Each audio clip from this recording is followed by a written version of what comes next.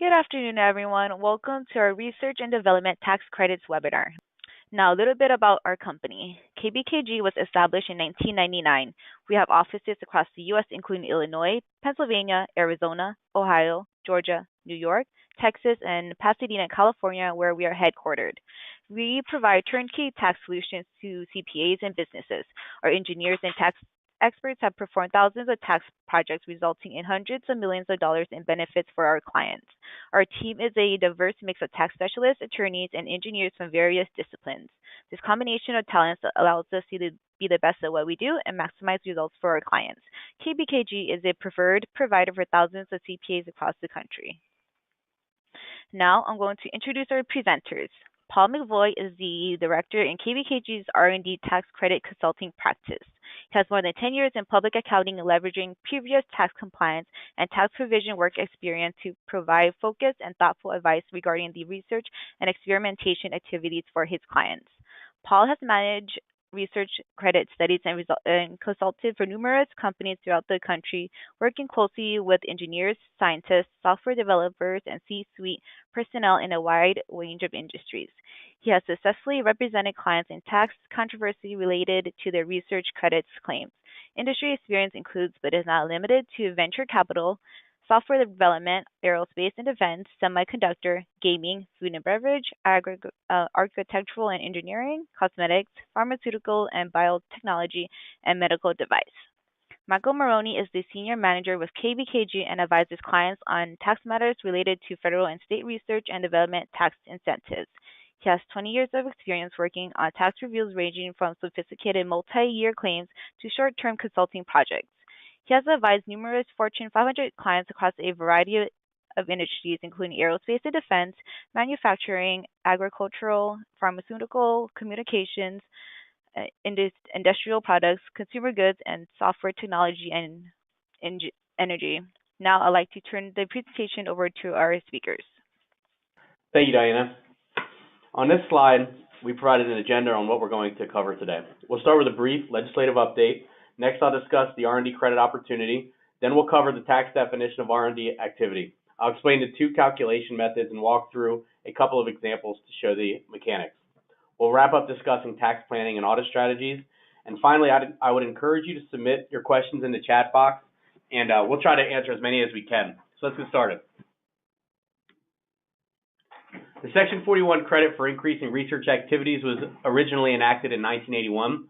At this time, it was a temporary code section, stayed as such until it was permanently extended as part of the PATH Act of 2015.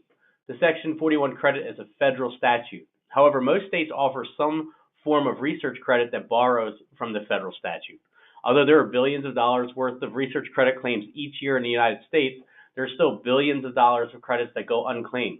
This is primarily due to many taxpayers not being aware of the credit or not quite understanding it.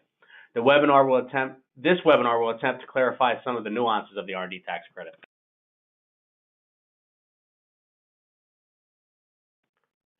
The PATH Act made three very important changes to the R&D tax credit. First and foremost, the R&D credit has now been permanently extended, allowing taxpayers that have traditionally taken advantage of the credit to continue to do so. The second big change is that the R&D credit can now be used to offset a portion of payroll taxes for qualified small businesses. And lastly, qualified businesses can now use the R&D credit to offset alternative minimum tax. So on this side, we're going to dive in more specifically to what the PATH Act changed. So effective for tax years beginning after December 31st, 2015, qualified small businesses can now use up to $250,000 of research credits to offset a portion of their payroll tax. A qualified small business is defined as a person or entity with less than $5 million in gross receipts and no gross receipts before the 5-year period ending with the current period. For example, if a taxpayer wanted to make the election in 2020, the taxpayer could not have had gross receipts prior to 2016. If the taxpayer had gross receipts in 2015, this particular taxpayer could not make the election in 2020. Additionally, one thing to keep in mind is that taxpayers cannot make the election for more than 5 years. And please note that gross receipts are not required in order to make the election. Therefore, a company that has no gross receipts but does have payroll taxes and a research credit can make the election. So if a company is not a partnership or an S corporation, only the amount of R&D credit carry forward can be applied to offset the payroll tax. The election starts the first quarter after the federal return is filed. Therefore, if a taxpayer files their 2017 tax return in March of 2018, the election will apply to payroll taxes beginning in the second quarter of 2018. Startup companies in a multitude of industries are great candidates for this payroll tax offset. For example, startup fintech, biotech, and software development companies should review their potential as it pertains to the research credit. Generally, these startup companies are in a taxable loss position and not generating a tax liability, an income tax liability. So, therefore, the credit can be used to offset the payroll tax expense associated with the employees that are working for these types of qualified small businesses. And this generates a large cash benefit for companies for performing what they normally are performing in their day-to-day.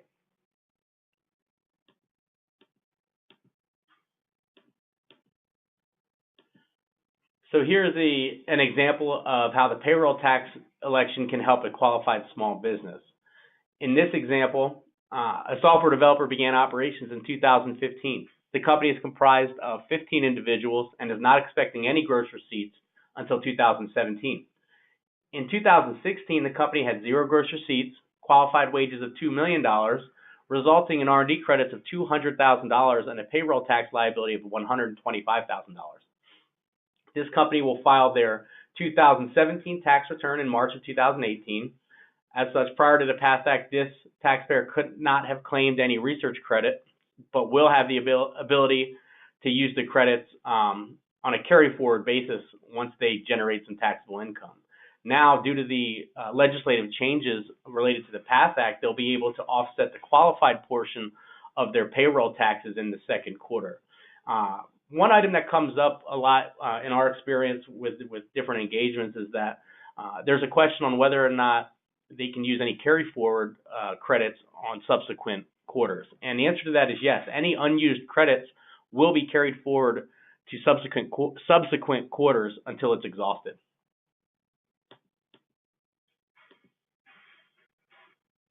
So the next large change is the AMT, the ability to offset AMT taxes.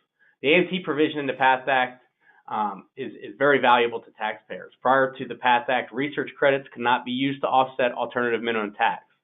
Taxpayers in AMT were forced to carry forward their credits until they came out of an AMT position.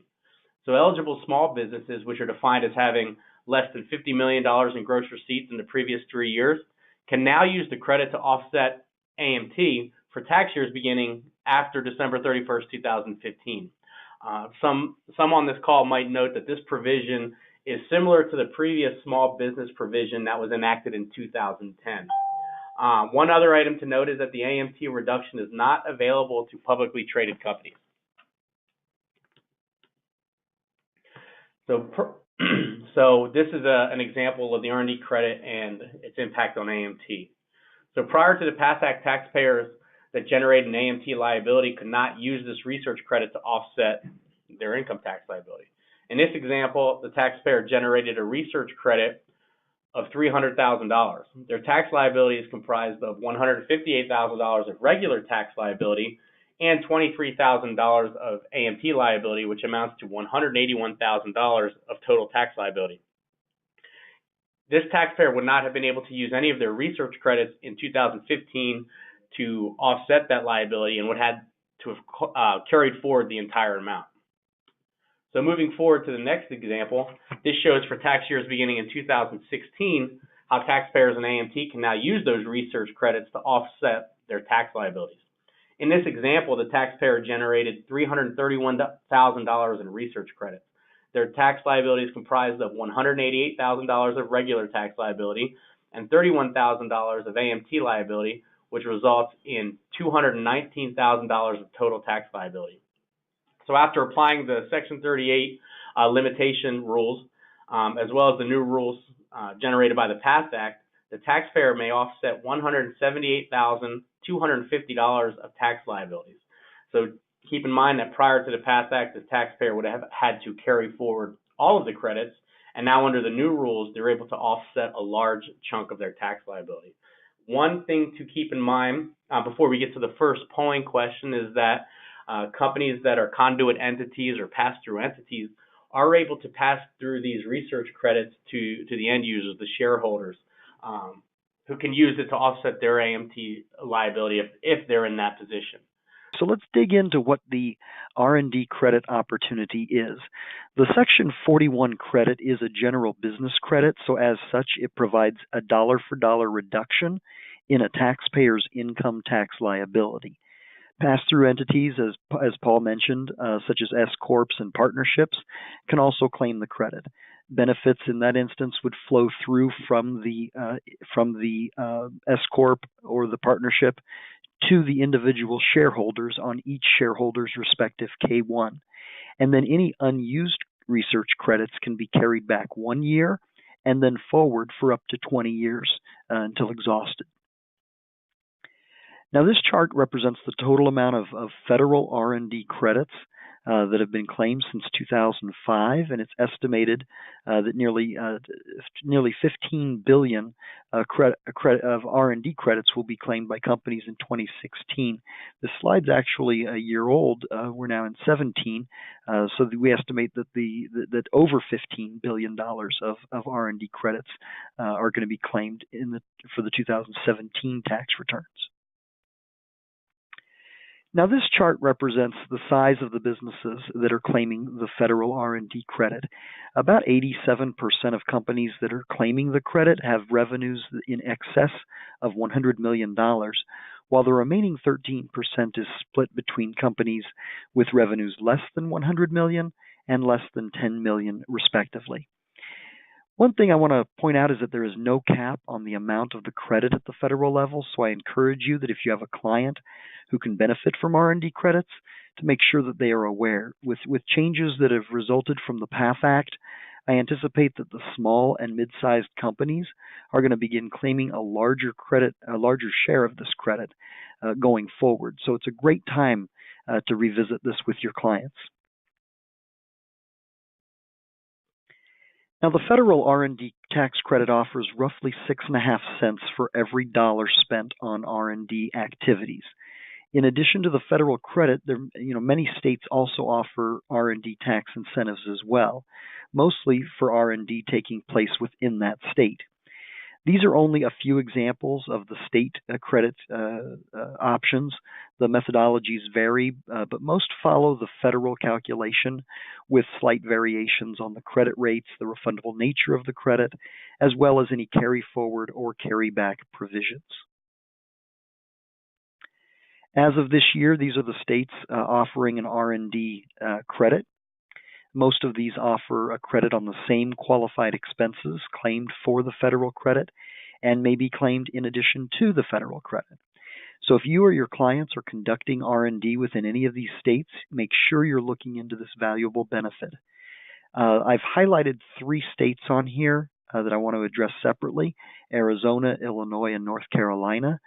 Arizona and Illinois both extended their credits through December 31st, 2021.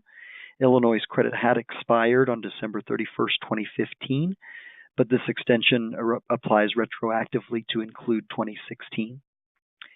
North Carolina's credit is expired as of December 31st, 2015, so its R&D credit only applies to open tax years 2015 or earlier. Now, R&D credits, as I mentioned, can be found in several industries. I would venture to say almost every industry. Here's a list of just some of the industries where research credits can be readily identified. Basically, if your client is developing something new or improving an existing product or process, then it doesn't matter the industry they're in, they are conducting R&D activities eligible for the credit. Now, this slide shows the most popular industries whose companies are claiming the federal R&D credit.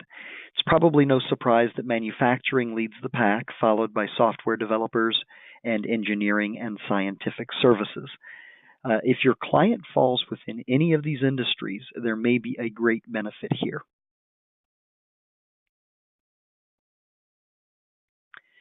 Now, this list represents some of the studies that we've conducted, whether it's if in formulations, formulating new organic foods, spices, beer, or wine, experimenting with new ingredients and new processes or techniques can qualify for the R&D credit. Whether you're designing and testing new prototype products or experimenting with new processing techniques in order to gain a competitive advantage, those activities can qualify as well. For software development, whether it's developing software for back office applications or video games, mobile applications, or computer animation, those types of software development activities can qualify. If you or your client is a defense contractor for the government, and they're developing parts or systems for a plane or a ship or a vehicle, those activities can qualify as well. If you or your client is a pharmaceutical company developing drug formulations or conducting testing for humans or animals, those activities qualify as well. Finally, if you or your client is in the mining industry, whether you're developing innovative extraction techniques or delivery processes for the mining, oil, and gas industries, those activities can qualify also. So I'm going to bump it back over to Paul, who's going to talk about activities and who qualifies for the credit. Paul? Thank you, Michael. So on this next slide, what you'll see is the four-part test as outlined by Section 41. So looks like we're just taking a minute here to get that next slide up. And what we want to note here is oftentimes when people think of the research credit, the first thing that comes to mind is rocket science and chemistry sets. Well, in reality, the R&D credit tests are much more broad in application, and provided we meet the following statutory requirements outlined on the slide, we have an opportunity to claim the tax credit. So, in order to qualify for the research credit, there are 4 tests that need to be met, and these tests are applied at the business component level. A business component is defined as any sort of product, a process, a software, formula, technique, an application. And provided we meet the 4-part test related to a business component, we can qualify those activities and any of the expenses that are related to those activities. So the first test is the permitted purpose test. And this has to do with the objective behind the research. The objective must be to improve the functionality, the reliability, the performance, or the quality of a new or existing business component. The second test is called the elimination of uncertainty test. At the outset of a project, there must be a degree of uncertainty related to the appropriate design of the business component or the capability or methodology for improving the business component. The third test is the process of experimentation test, which works in concert with the elimination of uncertainty test. This requires that substantially all of the activities must constitute a process of experimentation, which is defined as the evaluation of different alternatives to eliminate said technical uncertainty. Lastly, the fourth test is called the technological in nature test. The project must fundamentally rely on one of the hard sciences, such as biology, chemistry, or computer science or engineering to qualify for the credit. So provided we meet this 4-part test, regardless of the industry that we're in, we're able to claim any of the expenses that are associated with those activities.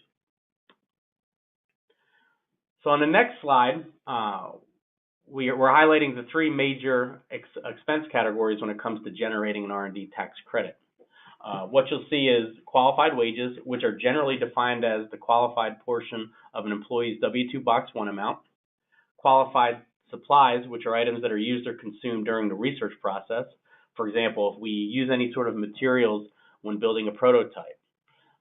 Supplies, one thing to keep in mind is generally supplies cannot be capital in nature. Therefore, taxpayers cannot qualify any land or machinery and equipment, utilities, and other general administrative expenses such as travel, telephone, meals and entertainment also cannot be qualified as supplies. Qualified contract research represents payments made to third parties for purposes of doing research. You'll see a couple of other percentages there For more specific type of payments to third parties related to qualified research consortia or different basic research payments made to universities and things like that. But for the most part, what you'll see is qualified contract research being 65% of any payments made to third parties to do research on our behalf. So now that we know what qualifies, it's important to understand who does. There are 3 levels of qualifying activities for employees. The primary level would be the individuals that are engaged in qualified research. These are the individuals that are working directly on the project. From there, taxpayers can capture one level directly above and one level directly below. One level above would represent the individuals who are directly supervising those personnel. One level below would be individuals that are directly supporting the personnel. Another item listed up here is the outside contract service providers, which we touched on briefly on the last slide. But again, any payments that are made to third parties for the conduct of research on our behalf are eligible to generate research credit. It's important to note again that there is that statutory reduction, and only 65% of those payments are generally going to be able to generate an R&D credit. So on the next slide, we have some examples of activities that are performed by individuals who are in direct supervision roles and in direct support roles. So one thing we see in our experience and on different engagements is that individuals who are directly supervising subordinates not only are supervising, but often they are actually performing research themselves.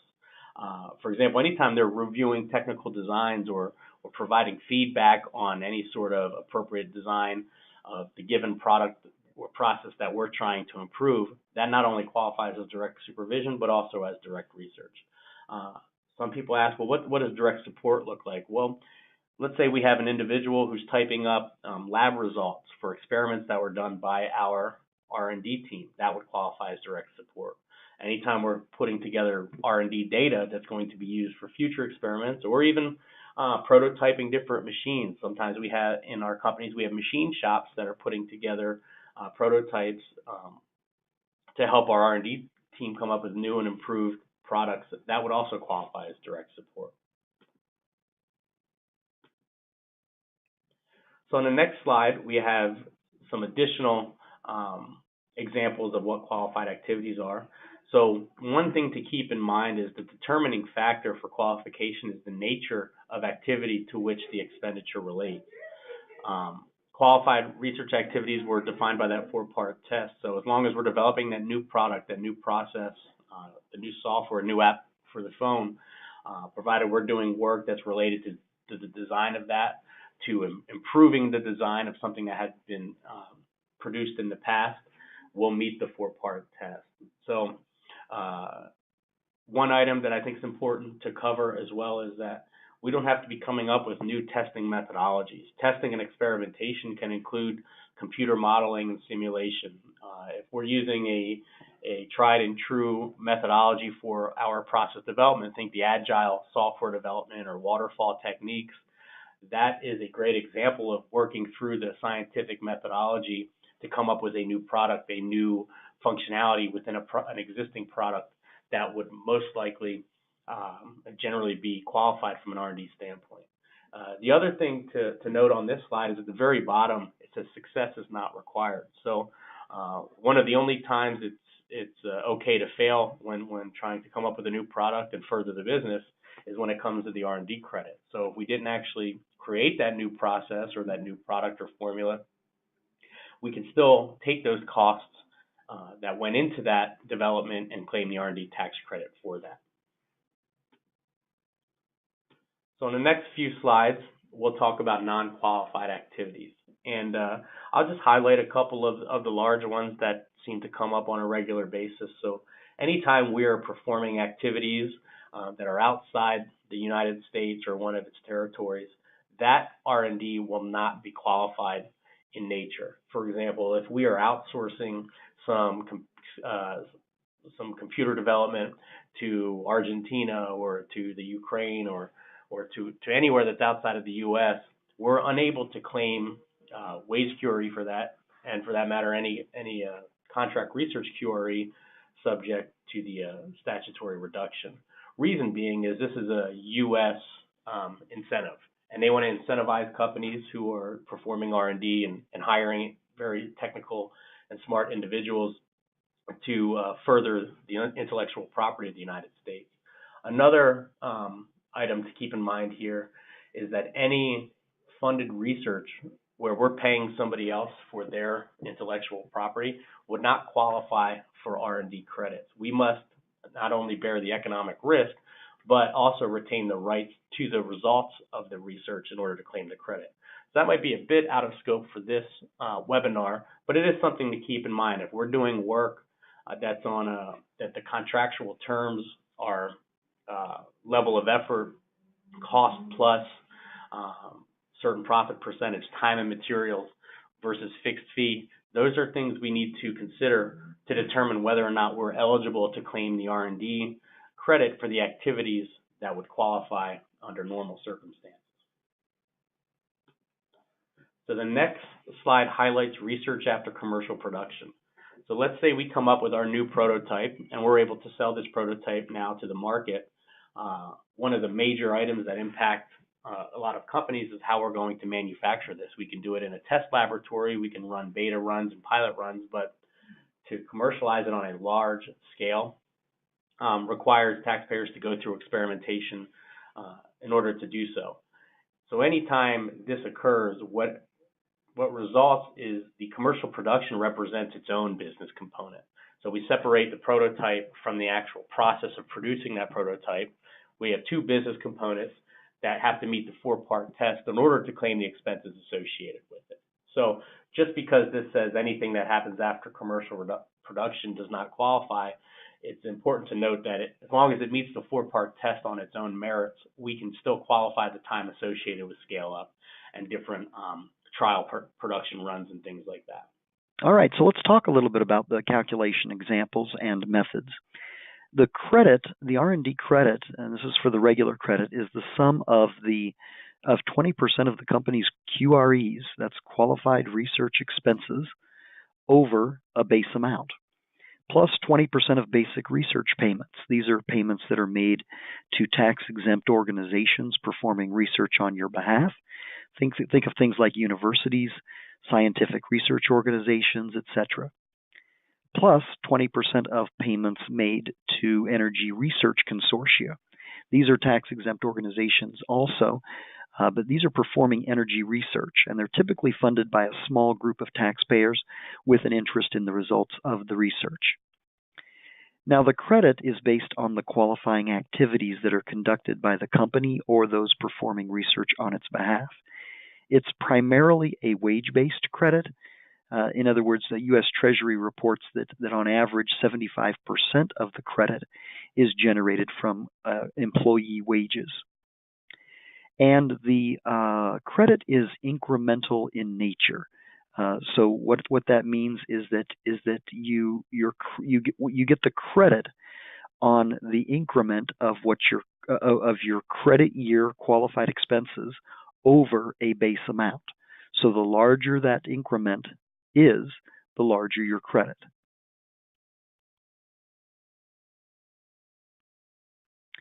Now, there are two federal calculation methods available, the regular credit or the alternative simplified credit method. Both methods require calculating what's called a base amount, which a company's current R&D expenses must exceed in order to claim the credit at the federal level. So for the regular credit, this base period focuses on two time periods, either 1984 to 1988.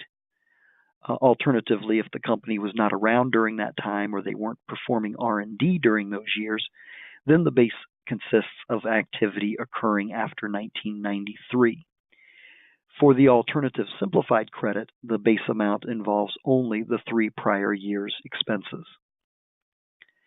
Now, taxpayers may elect on an originally filed return which method it wants to follow. Once made, the company is stuck with that election for that tax year. So if a taxpayer wishes to change its calculation method for a future tax year, it must be made on that year's original return. Now, as I mentioned, when you go back to amend a prior year return to claim the R&D credit for the first time, either method may be used. All right, there are 4 items necessary to calculate the regular credit. One is the qualified research expenses, or QREs. The second is the average annual gross receipts for the 4 prior years. The third thing you need is to calculate the fixed base percentage. This is defined as the ratio of aggregate QREs over aggregate gross receipts for a specific period of time. Now, the maximum fixed base percentage allowed is 16%. And then the fourth item you'll need is to determine the base amount. Now, to do this, you compare 2 numbers. You compare what's called a minimum base amount and a tentative base amount. So first, what you do is you multiply your average annual gross receipts by your fixed base percentage. And then what you do is you take 50% of your current year QREs. Whichever number is greater becomes your base amount. And this is the amount that your current year QREs must exceed in order to get a credit. And then the credit rate is then applied to this amount to arrive at your credit.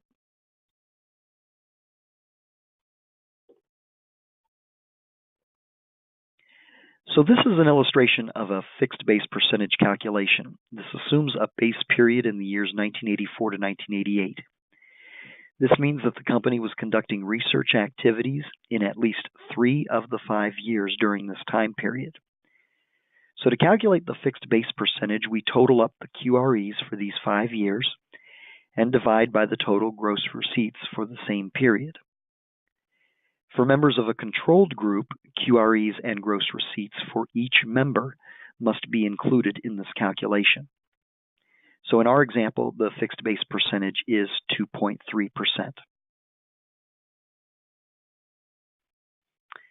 So here's an example of a regular credit calculation. So in this example, we have a company with a current year R&D spend of $3 million. The average annual gross receipts for the 4 prior years is $75 million. We next compare the tentative base amount to the minimum base amount. The tentative base amount is $1.7 million. And we get that by multiplying the $75 million of average gross receipts for the 4 prior years by the fixed base percentage of 2.3%.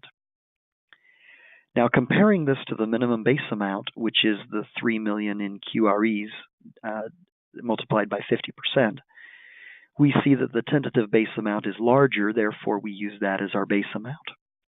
Now, subtracting the base amount from our current year R&D spend yields $1.2 million in incremental R&D. We multiply this by the 20% credit rate to get the gross R&D credit, and again by 65% if the 280C reduced credit is elected. So let's talk a little bit about the 280C reduced credit election. So when you calculate the R&D credit, the gross credit, which is found right there on the page, it's $255,000. That's the regular credit amount. That is considered the gross amount because it's prior to the 280C reduced credit election being made. All right. So the gross credit must be claimed on an amended return. That's if the 280C election was not made on that year's original return. The gross credit is claimed, if the gross credit is claimed on either an original or an amended return, you must reduce the amount of the company's deductible expenses by the amount of the gross credit. So if the gross credit in our example was claimed, then you would need to reduce the deductible expenses by $255,000. So to avoid this, it's generally advantageous for companies that are in the highest tax bracket to elect on an original return the 280C reduced credit, which reduces the credit by 35%, but requires no adjustments to be made to the deductible expenses. Now, this eases the administrative burden in satisfying the general rule that a credit and a deduction cannot be claimed on the same R&D expense. And then what it also does is provide a lower starting point when you're calculating taxable income for your state taxes. So I think we're going to turn it over to Paul now, who's going to talk a little bit about the alternative simplified credit method. Paul? Thank you, Michael.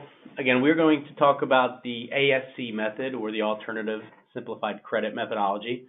And the ASC method is calculated by applying a 14% credit rate to the current year QREs that exceed a base amount. The base amount is the prior 3 tax periods. As such, a major benefit to using the ASC methodology is it requires much less historical documentation. The ASC may be a great option for older companies which may not have the records to support their regular research credit, base period, and fixed base percentages. Furthermore, companies with large gross receipts amounts in recent years could also benefit from the ASC methodology. Large amounts of gross receipts increase your regular research credit base amount, resulting in a reduced credit. One other item we want to cover here is that recent law changes in the last couple of years allow companies to amend returns to claim the ASC. So we actually had a question come in that said, hey, if we're a startup company and we don't have 4 years, we haven't been in business for 4 years, we've only been in business for 2 years, how can we quantify the credit, or how do we generate a credit? Well, there are specific startup rules that are promulgated within within the regulations and the statute that enable startup companies to calculate the credit without that historical information. For example, if we're calculating a regular research credit, we have a fixed base percentage of 3% for the first 5 years. And under the ASC methodology, if we're a startup company, let's say it's our first year of business, what we would do is take 6% of the qualified R&D expenses in the current year to generate our credit. So not to digress, moving on, 2 items that are necessary for calculating the alternative simplified credit will be the QREs, not only for the current year, but again for the prior 3 years, which represent the qualified wages, qualified supplies, and qualified contract research expenses. And then we simply take that base amount and multiply it by 50%. So we take the average R&D spend for the prior 3 years, multiply it by 50% to get our base amount. We subtract this base amount from our current year QREs and multiply that by 14% to get our gross alternative simplified credit for the current year. So in the next slide, what we have is an example. In this example, we have a company with $3 million of QREs. Its base amount is $1,125,000. That leaves current year QREs available of $1,875,000.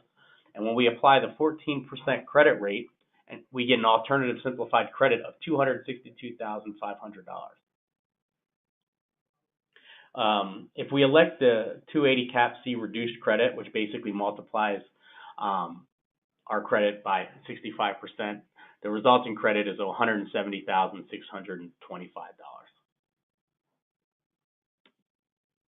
So in the next few slides, we provided a couple of industry examples, and this is really to show you the participants the different levels of spend, wage expenses, and what types of credits could potentially be generated with those amounts. So on this slide, we have a case study involving a software development company with wage expense of $1 million and $500,000 of qualified wages. So if we see $500,000 of qualified wages, we expect to see potential federal credits of $50,000. Now, that doesn't take into account state benefits, but it's something to keep in mind when we have, let's say, 8 people working, generating $500,000 of W-2s, we would think there's a $50,000 credit there potentially to be claimed on the income tax return. So on the next slide, we have an example involving a manufacturer. With wage expense of $3 million, of which $800,000 qualifies, we would expect approximately $80,000 of federal research credits. I know this is a manufacturing example, and one thing to keep in mind is that anytime we're manufacturing a product, any of the expenses that go into the material in developing that product will also qualify. So if we have ingredient costs for a new beverage, let's say, or a new food, or we're trying to make something organic, or we're just creating new prototypes, a brand new product, any of those types of costs can be included in generating R&D credit.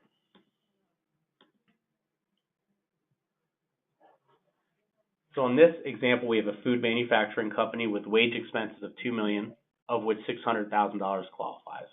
In this example, we'd expect approximately $60,000 of federal research credits. And again, I've alluded to it on the past slide, but not only do the wages for the food R&D department qualify, but again, any of the ingredients that we are purchasing to come up with that new flavor, to come up with the new Nutri-Grain bar, whatever we're trying to create, can be included in calculating the R&D tax credit. All right, so let's talk the last few minutes here on, just want to review some tax planning items with you.